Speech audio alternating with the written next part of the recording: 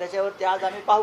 गोरेगाव पत्राचाळ प्रकरणामध्ये जे आरोप तुमच्यावर झाले त्याच्यावर आज एकनाथ शिंदेंनी बैठक बोलवली आहे, म्हणजे त्या पुनर्विकासासाठी.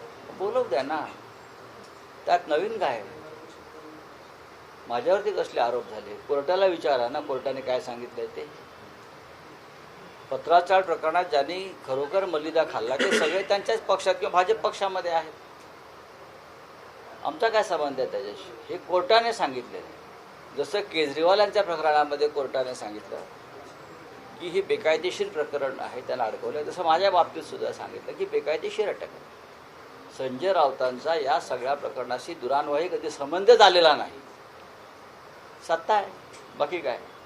बच्चू कडू आज पत्रकार परिषद घेऊन आपली भूमिका जाहीर करणार आहे. पण त्याच्यात मी कशाला बोलू? बच्चू कडूला विचारा.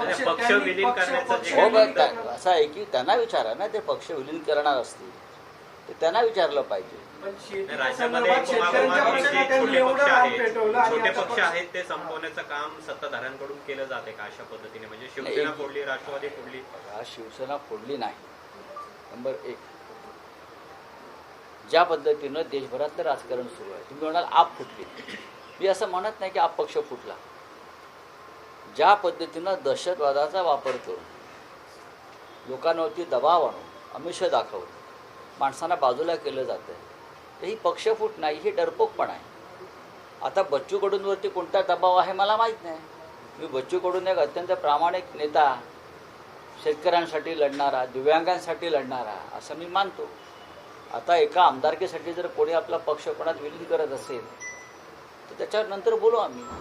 अजित पवारांच्या प्रकरणावरती बरेच तर्कवितर्क लावले जात आहेत. KSR कंपनीवरती राज्यामध्ये